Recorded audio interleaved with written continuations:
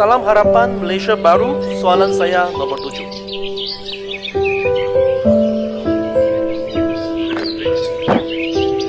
Bismillahirrahmanirrahim. Assalamualaikum warahmatullahi wabarakatuh. Tuan Yang di-Pertua, saya mengucapkan terima kasih kepada Yang Berhormat Kota Kinabalu di atas pertanyaan yang dikemukakan.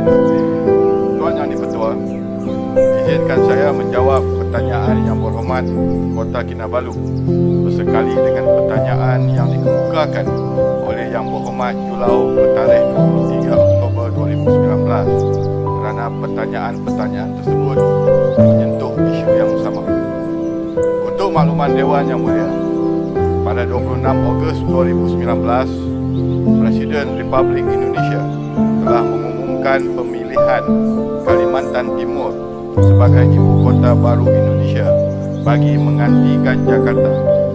Pembangunan ibu kota tersebut dijangka akan dimulakan pada tahun 2020 dan proses pemindahan akan dilakukan pada tahun 2024. Tuan Yang di-Pertua, kerajaan percaya bahawa keputusan untuk memindahkan ibu kota pentadbiran dari Jakarta ke Kalimantan Timur Indonesia adalah berdasarkan kepentingan negara mereka. Tidak dapat dinafikan bahawa akan terdapat implikasi-implikasi kepada negara kita Malaysia.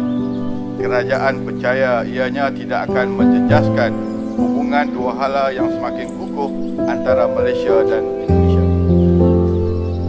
Pemindahan ibu kota baru ke Kalimantan Timur dan meningkatkan kegiatan ekonomi, menambahkan jumlah populasi dan juga kegiatan-kegiatan lain seperti mana yang didapati di sesebuah ibu kota. Ini boleh memberikan banyak manfaat kepada negeri-negeri Malaysia, terutamanya Sabah dan Sarawak. Ia juga boleh membawa cabaran-cabaran baru. Pemindahan ini akan merancakkan lagi ekonomi di pulau berkenaan dan Sabah dan Sarawak boleh mendapat limpahan manfaat daripada berbagai sudut aliran perdagangan di sempadan antarabangsa antara Kalimantan dan negeri-negeri Malaysia berkenaan.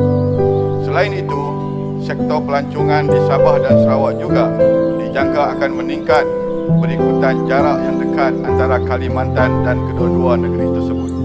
Pemindahan ini juga dijangka boleh membuka banyak peluang baru bagi meningkatkan kerjasama ekonomi antara Malaysia dan Indonesia, khususnya bagi wilayah-wilayah di Borneo dengan pelibatan syarikat-syarikat pemaju dan kontraktor Malaysia yang mengambil bahagian dalam projek pembangunan di Kalimantan Timur. Tuan Yang di-Pertua, sebagai jiran yang rapat dan terdekat, Malaysia sentiasa bersedia untuk berkongsi pengalaman dan kepakaran dengan Indonesia jika diperlukan berdasarkan pengalaman kita memindahkan pusat pentadbiran Malaysia dari Kuala Lumpur ke Putrajaya. Sekian, terima kasih. Soalan tambahan Yang Berhormat Kota Kinabalu, silakan. Ya, Yang Timbalan Menteri, Presiden Jokowi telah mengumumkan bahawa pemindahan ibu kota di Indonesia ini akan dengan kos 466 trilion rupiah atau bersamaan dengan 137 bilion ringgit Malaysia. So ini pemindahan ibu kota ini bukan sesuatu yang kita harus pandang remeh-temeh. Ini ada amat penting dan limbah ekonominya sangat penting lah. Dan berikutan dengan ini, adakah kerajaan atau kementerian untuk bercadang untuk mengadakan lawatan secara rasmi kepada Kalimantan Timur dan Kalimantan Utara untuk membincangkan impak yang akan dikenakan oleh Sabah dan Sarawak, kerana yang amat berhormat Ketua Menteri Sabah pun telah mengadakan lawatan rasmi kepada Kalimantan Utara dan Timur. Dan dengan lanjutan ini, saya juga berharap Malaysia juga boleh menggaji sama ada Malaysia pun harus ada ibu kota kedua yang terletak di Sabah dan Sarawak. Sekian, terima kasih. Silakan Yang Menteri. Terima kasih Kota Kinabalu. Yang pertama tadi saya sudah maklumkan bahawa hubungan Malaysia dan Indonesia dari hari ke hari bertambah baik dan kita juga memantau dari segi pengembangan perancangan pembinaan kota baru Indonesia di Kalimantan, dan dengan itu sudah pastilah bahawa kita akan mengadakan rundingan demi rundingan demi memastikan bahawa implikasi-implikasi dapat diselaraskan agar bermanfaat kepada kedua-dua buah negara. Terima kasih. Soalan tambahan kedua Mr. Yang Putih. Berhormat Santubong. Santubong. Terima kasih Datuk Ketua.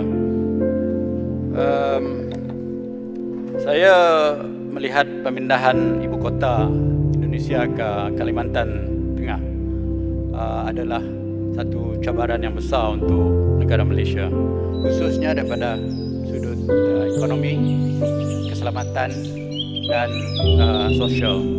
Jadi dalam keadaan demikian saya melihat apabila PEN Borneo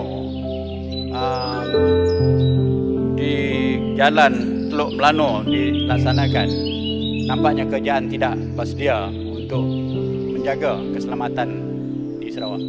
Dan ini datangnya lebih ramai lagi. Apakah persediaan untuk mengadakan CIQ yang lebih banyak, bentenglah dan menyelesaikan masalah-masalah boundary yang belum disetujui oleh di antara Indonesia dan Malaysia, supaya perkara ini tidak mendatangkan satu masalah besar apabila kumpulan yang ramai datang daripada mana-mana tempat nanti untuk menduduki di Kalimantan Tengah. Terima kasih. Silakan Menteri.